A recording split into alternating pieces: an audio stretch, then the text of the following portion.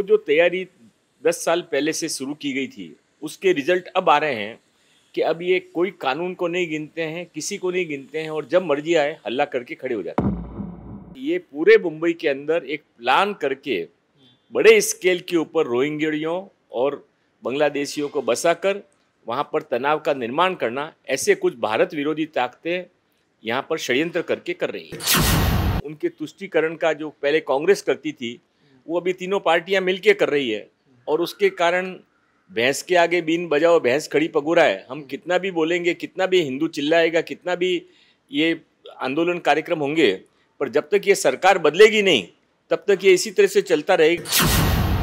Road के ऊपर नमाज अलाउ करो हर शुक्रवार को, पर साल में एक बार गणपति का जुलूस आप अलाउड नहीं करो। आप अजान दिन में 5 बार अलाउ करो और साल में एक बार रामनवमी आती है तो रामनवमी के दिन हनुमान चालीसा भी आप नहीं पढ़ सकते हो। नमस्कार, दैनिक मुंबई तरुण भारतच्या डिजिटल प्लॅटफॉर्मवर आपल्या सगळ्यांचं स्वागत। मी ओम देशमुख आणि कॅमेरावर आहेत हर्षद दहिबावकर।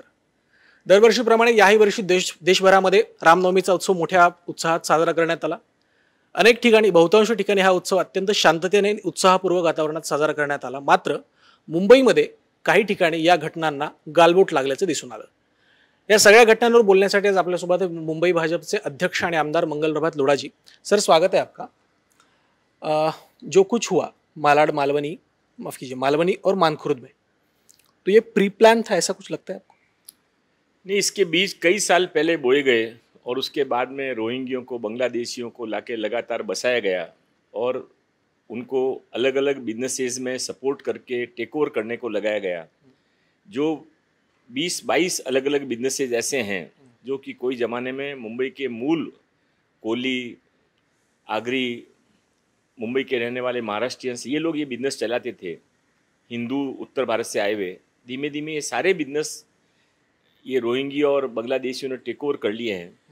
और वो जो तैयारी 10 साल पहले से शुरू की गई थी, उसके रिजल्ट अब आ रहे हैं कि अब ये कोई कानून को नहीं गिनते हैं, किसी को नहीं गिनते हैं और जब मर्जी आए हल्ला करके खड़े हो जाते हैं। जैसे पहले मालाड वालों में होता था, उस पैटर्न की बहुत चर्चा भी होती थी कि वहाँ पे हिंदू समाज पे बहुत अत्याचार हो रहे हैं, लेकिन अब मालाड और मालवनी के साथ मानखुर्द में भी हुआ है। तो एपी सेंटर चेंज हो रहा है या फिर चेंज किया जा रहा है? नहीं, ऐसा एपिक सेंटर चेंज भी नहीं हो रहा है, किया भी नहीं जा रहा है। ये एपिक सेंटर पूरे मुंबई के अंदर, हमने बीच में कुछ लोगों से चर्चा करके जो जानकारी ली थी, 32 से ज़्यादा स्थानों पर ये एपिक सेंटर बने हुए हैं।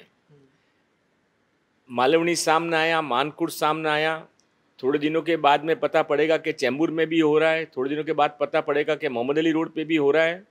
ये पूरे मुंबई के अंदर कोलाबा में हो रहा है। ये पूरे मुंबई के अंदर एक प्लान करके बड़े स्केल के ऊपर रोहिंग्याओं और बांग्लादेशियों को बसाकर वहाँ पर तनाव का निर्माण करना, ऐसे कुछ भारत विरोधी ताकतें यहाँ पर षड्यंत्र करके कर रही है।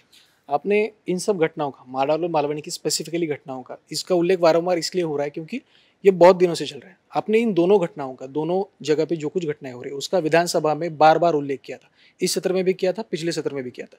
लेकिन एक एमएलए ने इतनी बार एक मुद्दा उठाने के बावजूद भी उसके ऊपर कोई एक्शन अगर ना हो तो ये किसके संकेत है? क्या मतलब ये इंडिकेट क्या करना है? नहीं, ये ऐसा है कि जब जो सरकार अभी बैठी है, उनको बांग्लादेशियों के, रोहिंग्याओं के वोटों के बिना उनका चलने वाला नहीं है। जो उनका ओरिजिनल वोट बैंक था, ऐसा उनको लगता है कि अब वो हमारे साथ में रहा नहीं है और इसके लिए उनके तुष्टीकरण का जो पहले कांग्रेस करती थी, वो अभी तीनों पार्टियां मिलके कर रही है और उसके कारण भैंस के आगे बीन बजाओ भैंस खड़ी पगुरा है। हम कितना भी बोलेंगे, कितना भी हिंदू चिल्लाएगा, कितना भी ये आंदोलन कार्यक्रम होंगे, पर जब तक ये सरकार बदलेगी नहीं तब तक ये इसी तरह से चलता रहेगा। और इसके लिए अब इसका एक पूर्ण युद्ध की तैयारी हो रही है, जिसके अंदर लोकतांत्रिक तरीके से ये सरकार बदली जाएगी तो ही मुंबई के अंदर धर्म सुरक्षित रहेगा, संस्कृति सुरक्षित रहेगी। अब जो घटनाएं 2-3 हुई हिंसा और तनाव की, तो उनमें जिस प्रकार से पुलिस ने अपनी भूमिकाएं निभाई, उसके ऊपर कई लोग सवाल उठा रहे कि पुलिस ने ऐसा किया, वैसा किया। तो पुलिस की भूमिका के ऊपर आपको क्या लगता है कि पुलिस ने सही किया जो कुछ किया? पुलिस ने बिल्कुल गलत किया, न केवल इस घटना में बल्कि पूरी मुंबई पुलिस अभी पॉलिटिकली मोटिवेटेड अपने आकाओं के कहने से चलती है। हम आरती करने को जाएंगे तो भी एफआईआर लेंगे, वो मारामारी करेंगे तो भी उनको जवाई की तरह बिठाकर मंत्रालय में बिठाया जाएगा उनको पुलिस स्टेशन पे बिठाया जाएगा, सम्मान दिया जाएगा, ये सब देख रहा है, सारा मुंबईकर इसको देख रहा है, पर समय आने का इंतजार कर रहा है, ब्याज के साथ इसका हिसाब चुकाया जाएगा। स्पेसिफिकली 2-3 साल में, 2 से ढाई साल में, जैसे जैसे इस सरकार का इस राज्य में स्थापना हुई है, हिंदू सुनाओं को, हिंदू सन उत्सवों को टारगेट किया जा रहा है, ऐसा बोला जाता है। गणपति उत्सव के ऊपर निर्बंध लगाना हो, या फिर रामनवमी की यात्रा के ऊपर पथराव हो, या फिर उसके ऊपर पुलिस ने जो कुछ एक्शन लेना है वो, तो ये कोई एक स्ट्रक्चर बना रही है ये सब चीज़ों को करके? नहीं, ये बहुत आश्चर्य की बात है कि आप रोड के ऊपर नमाज अलाउ करो हर शुक्रवार को, पर साल में एक बार गणपति का जुलूस आप अलाउड नहीं करो। आप अजान दिन में 5 बार अलाउ करो, और साल में एक बार रामनवमी आती है तो रामनवमी के दिन हनुमान चालीसा भी आप नहीं पढ़ सकते हो। ये एक बहुत ही अजीब सी स्थिति है। मुझे नहीं मालूम कि जो कोर्ट्स वगैरह इसमें क्यों नहीं स्यू मोटो केस रजिस्टर कर रहे हैं, और सरकार तो कुछ चेंज होने वाली नहीं है क्योंकि उनको सब वोटों की राजनीति करनी है। पर लोगों में बड़ा परिवर्तन आ गया है, और लोगों को इस बात की समझ है कि यदि वो अभी नहीं जागे तो जो बंगाल में हुआ, जो आसाम में हुआ, जो कश्मीर में हुआ, मुंबई उसका अगला टारगेट है, ऐसा लोगों को समझ है। अब यहाँ पे दाऊद इब्राहिम और दाऊद इब्राहिम के लोगों का वापस दादागिरी, बम विस्फोट की घटनाएं, कत्लेआम, ये मुंबई का हिंदू सहन करेगा नहीं। ठाकरे सरकार को आप क्या इशारा देना चाहेंगे? ठाकरे सरकार को सब समझ है कि क्या चल रहा है, पर उनके सहमति के बिना होम मिनिस्टर, डिपार्टमेंट या पुलिस कुछ नहीं कर सकती है।